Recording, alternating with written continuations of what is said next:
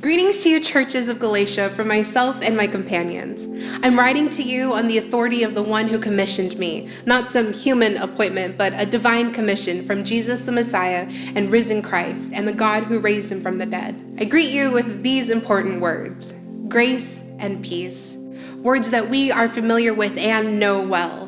We know them well because of the actions of Jesus and the sacrifice made to rescue us from our sins.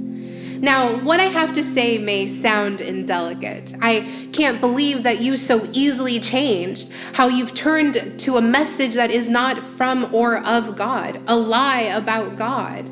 Let me catch up those of you who might have missed this. If one of us, even an angel from heaven, came to preach something other than what we preach to you, let them be cursed. Maybe that's too harsh, but don't miss the point here. If anyone, regardless of reputation or credentials or years of learning, preaches anything to you that contradicts the gospel shared with you, then it's no longer truth. It is no longer good news. And I know what I said is harsh and maybe unpopular, but I'm not trying to be popular. I'm trying to ensure that the message we gave to you is not altered by people who want you to jump through hoops to be saved. These are the people who uphold the tradition of the law of Moses and think we must do these things in order to be saved. I'm no stranger to tradition either. It raised me and employed me in the earlier part of my life. I went all out persecuting God's church. I held the traditions of my ancestors stubbornly that God had to intervene and reveal to me the grace of Jesus. I now joyfully share the gospel message with Jew and non-Jew alike. I've traveled all over. I learned from others who were in this Christ journey long before me, and despite my past, I have still led others to Christ. Sometime after my calling, I found myself in Jerusalem with Barnabas and Titus. I went to verify what had been revealed to me, and I shared what I had been preaching to non-Jews. Here is what is important and why I'm telling you this story. Titus was not born a Jew, but had turned to follow Christ without all the trappings of tradition. Titus did not need to turn to the works of tradition to be saved. God has entrusted me with a message that Peter had been preaching to the Jews. That much was verified in my time in Jerusalem. When they recognized me and my calling, they sent me and my friends on our way to preach to non-Jews and to remember the poorest of us, which I am all but eager to continue to do. I'd like to add, to disperse any rumors, that Peter and I spoke face to face about an issue he was clearly out of line on. See, Peter ate regularly with non-Jewish people, and while I was not in the room as this happened, I learned that a conservative group came through Jerusalem, and he acted as if he didn't know his non-Jewish friends. I would go as far to say that Peter was fearful of this conservative clique that clung to the old traditions. What resulted from this was other church members joining in on his hypocrisy, which brings me to speaking with Peter. I wanted to hold him accountable to the community, so I did this in front of everyone. I said, if you, a Jew, live like a non-Jew when you're not being watched by other Jews, what right do you have to make other non-Jews conform to Jewish customs just to make a good impression on your old Jewish friends from Jerusalem? And of course, there is not an advantage to those of us being born Jewish over everyone else. We aren't special. We aren't better by being rule-keeping people, but it is through personal faith in Jesus Christ. How do we know? Well, we tried it. The old rules and traditions got us far, but it will never be enough to please God. We shouldn't be convinced that we can do anything different to please God by self-improvement. We believe in Jesus as our Messiah, and by trusting in the Messiah, we do not have to try and be perfect. It isn't a surprise of how not perfect we are. And are you really ready to make the accusation that those of us in ministry should be perfect? And by us not being perfect, that must mean Christ isn't? Listen, if I was trying to be good or perfect, I would be rebuilding the same walls and systems I tore down. Here's what is actually taking place. I tried to keep the rules and it didn't work. I worked myself to the end of my rope, so I quit trying to be good. I quit trying to be perfect and focused on being God's worker. The life led by Christ showed me how to live like this. My whole identity is with him. My ego is pushed aside. I am no longer concerned with appearing righteous before you or even care about your opinion of me. I am no longer pushing to impress God with my actions. Christ lives in me. The life you see me living is not mine, but it is a life lived in faith. faith in the Son of God who loved me and gave himself for me, for all of us. I will never go back on that. Is it not clear to you that we cannot go back to the old rule keeping, the constant people pleasing, the hollow message of before? I refuse to do that, to hand back the grace given by God and abandon the personal and free relationship with God.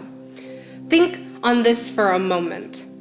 A relationship with God is not an itemized list of rules that we must follow. If it were, Christ died for nothing.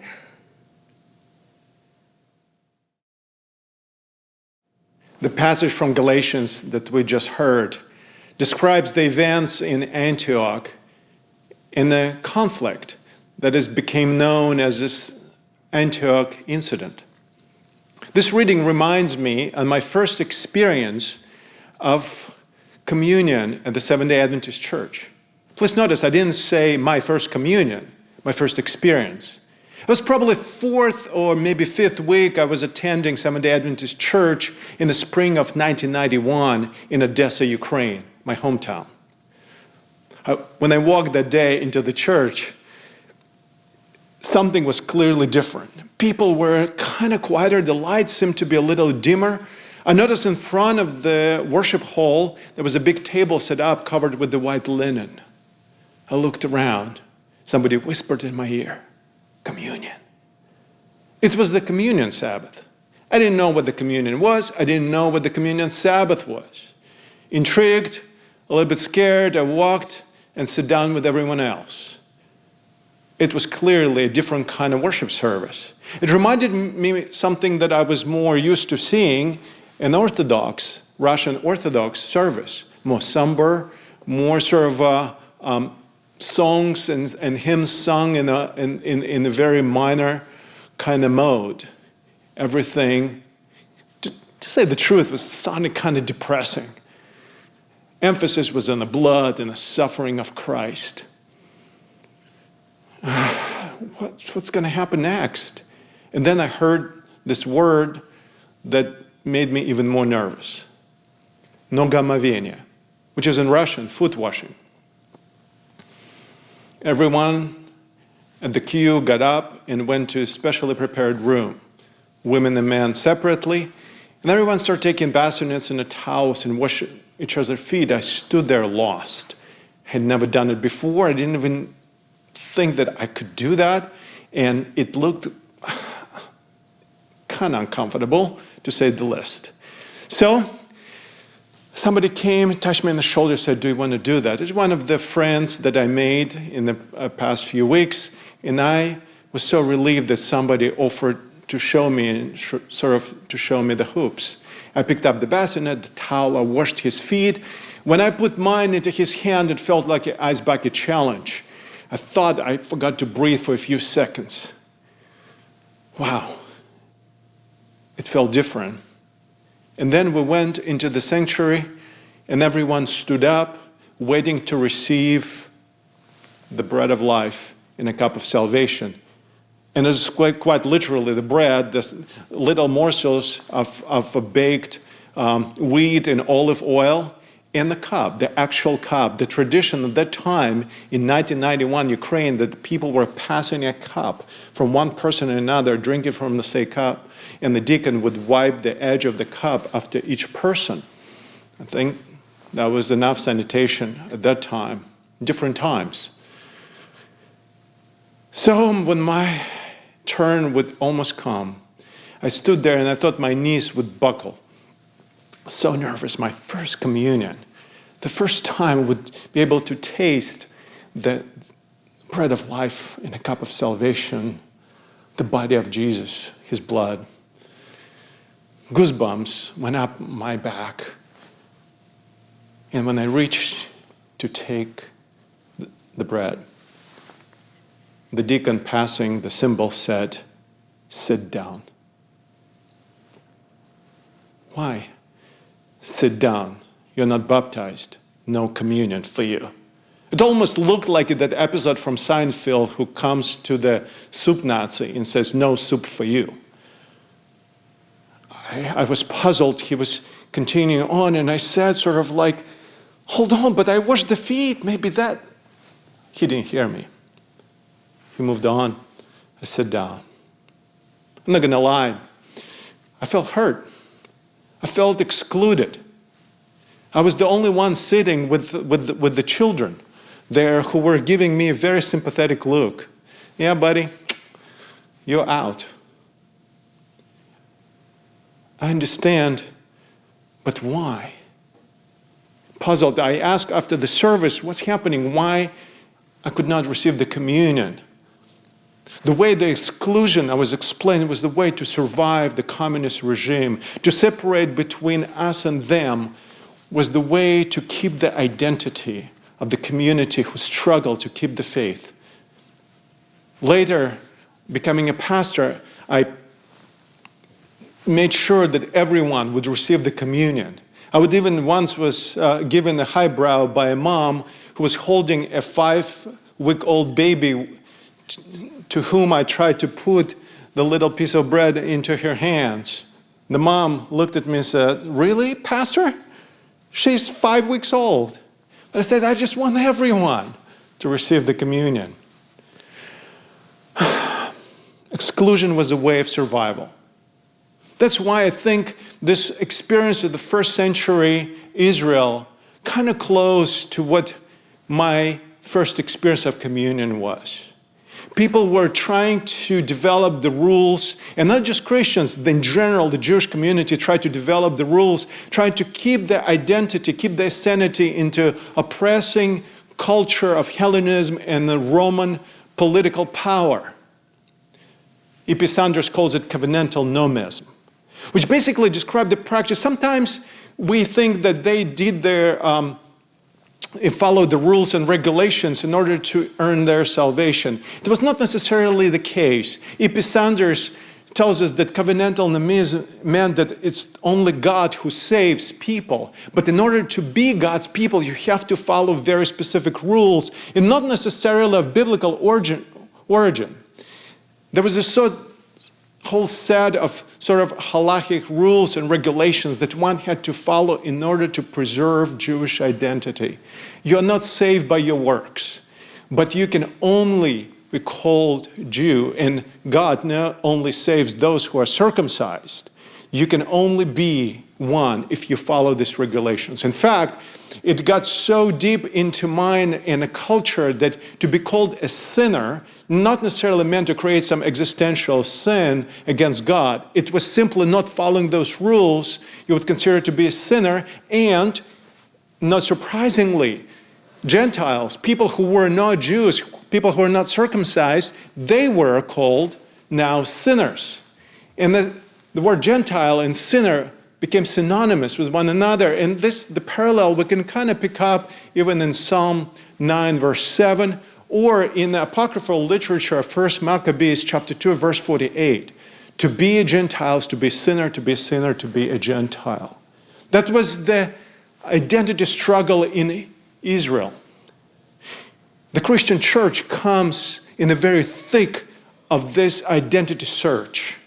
And it's not surprising that now when Christians, and first of them who were Jews, try to figure out a new twist in their mindset. What does it mean to be a God's follower? It creates a havoc, creates confusion, but it gets worse. Because now not only the Christian message is taken to Jews, but it also is taken to Gentiles.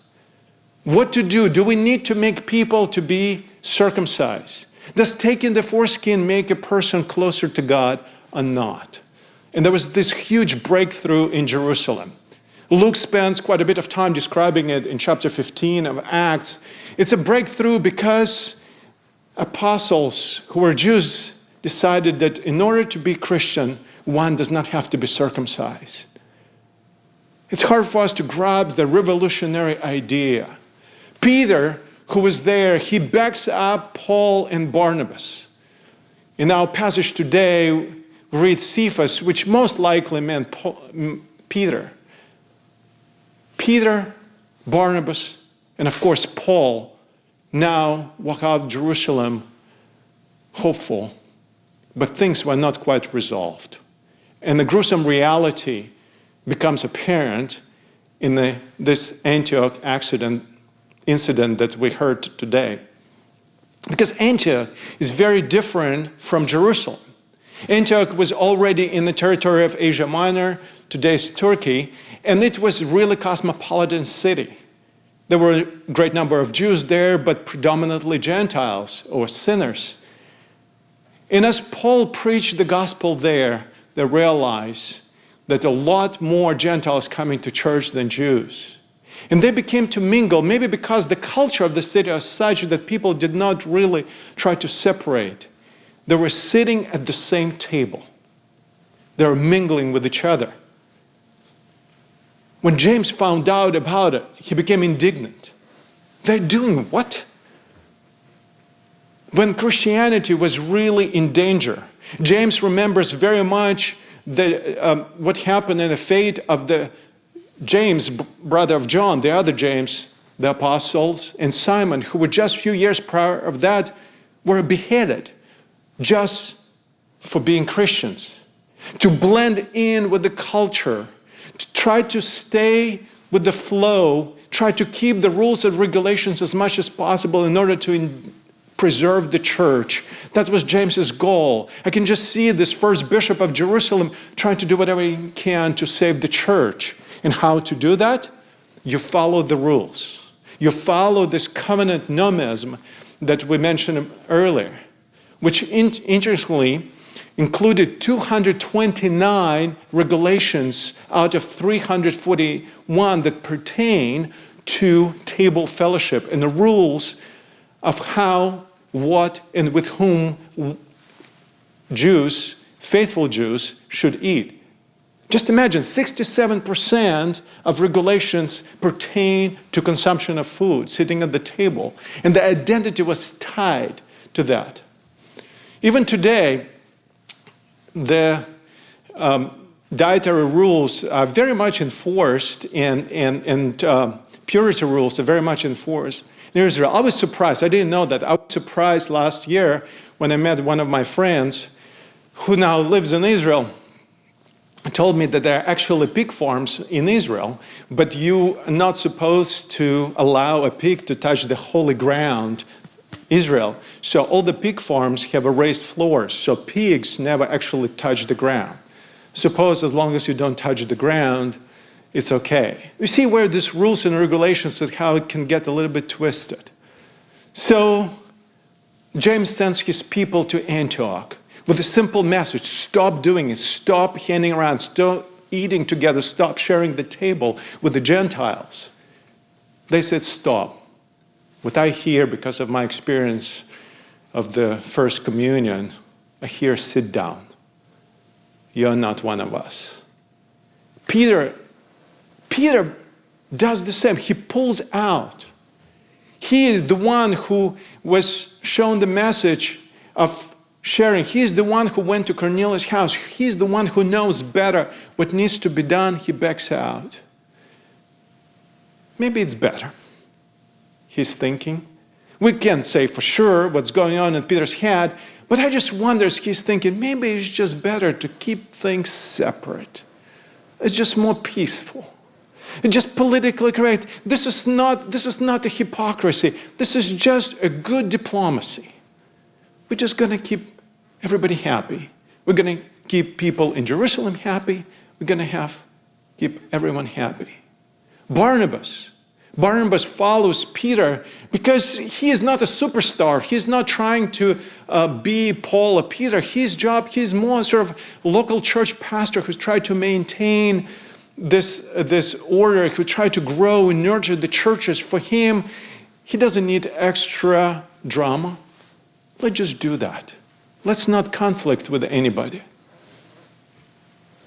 So, can you really blame James, Peter, Barnabas, who are trying to do what's the best for the church, who try to blend in the Christianity in Judaism so to preserve it and to grow it with all the good intentions? The issue is here, although it's personal and political. because they're humans. And it's personal for James because he wants what's the best for the church, and he wants to, quite frankly, save his life. For Peter, it's personal because he wants to finish his mission to converting Jews.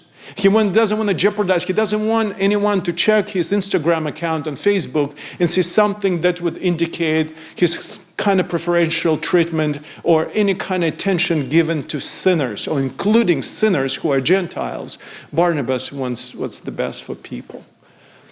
But Paul takes it personally. Because for Paul, this is not just the matter of political preferences, to separating people into two groups.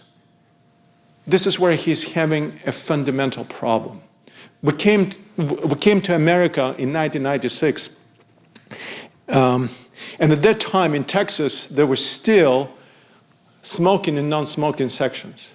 When we walked in one of the restaurants, somebody asked smoking and non-smoking. I was surprised, and we, of course, went to a non-smoking section. Behind us, a gentleman walked in, big cowboy hat and a huge cigar in the corner of his mouth. And he was just standing there with that. And the hostess, who's a young girl, probably automatically comes to him, looks at him and says, smoking and non-smoking. He gave her a look and says, are you kidding me? And she realized what she did, and she took him right into the smoking section. I was a little bit puzzled. Same restaurant, two sections. Different people. And it felt like there is a wall in between. Not real wall, but the wall that separated the groups. I wondered that Paul, in that time in Antioch, realized fundamentally something that defines the gospel, the good news. Because the gospel presumes that there is only one table. One big table, there's a room for everyone. If you really think about it, and I tried to go and raise my memory reading the Gospels again and again and again, I don't recall a single moment when Jesus turned down the meal. There was none that he would not share a meal with. Pharisee, tax collector, a man, a woman, a child. It didn't matter. In fact, Jesus was accused for hanging out and eating with the sinners, with the tax collectors. Jesus was willing to take water from a Samaritan woman. He never turned down the meal. Maybe there's a lesson in that, to realize that no one can tell me where to sit or whom I should sit next to of this big table that we call gospel. The table where everyone is invited. There's so many parables in Gospels that describe precisely this kingdom of God as a big table. No one can tell me who to sit next to or who I should invite to sit next to me. Not the high priest, not the bishop, not the general conference president. This is not politics, this is gospel. And as we live the reality of the first century Israel, when the worship and the identity of Judaism is shifting from the temple to the table, we realize that Christianity comes with a bold statement. Not a human being has a power, authority to control access to the table except Jesus. And gospel becomes not an abstract practice of some sort of ideas and thoughts and philosophies, but very practical way of coming to the table with the different people, different ways of different lifestyles, different views, different identities, different orientation, all at the same time. Different people preserving each their identity, but sharing one table. In Jewish tradition and rabbinical tradition, there is sort of a bit of a self-deprecating joke that says that there are only two categories of people: those who divide everyone in two categories, and then the rest. They, of course, consider themselves to be in the first category. Exclusion as a way of self-identity, of self-preservation. can't really blame people. They do what they can to survive. But maybe this is the message of the gospel that comes and breaks this vicious circle that people try to draw around themselves, separating the world into us and them. The gospel gives the freedom to be with whoever is my neighbor happen to be, not someone in Jerusalem, Washington, D.C., Moscow, Bering Spring can tell me who should be at my table. Being at one table is not politics, but the incarnational theological act. This is what it means to be the gospel, not only to talk gospel, but to be the gospel. Not surprising that the text today finishes with these well-known words by Paul. It is not longer I who live, but it is Christ who lives in me. And the life I now live in the flesh, I live by faith in the Son of God, who loved me and gave himself for me. I have a dream. If I had enough money to open a restaurant, I would call it Antioch. And there would be only one table, and there would be no cost for a meal. It's a terrible idea. But I hope maybe it will catch. Maybe it will catch in Galatia. Maybe it will catch in Odessa, Ukraine. I hope it will catch in Silver Spring, Loma Linda, La Sierra. And someone can open the same restaurant. And maybe we'll call it the chain Antioch Incident. And what's next? What's next we'll find out as we continue to read through the book of Galatians.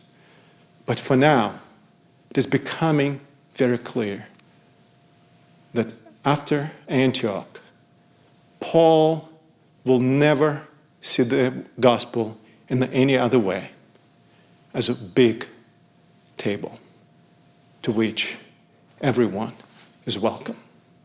This is our gospel. Amen.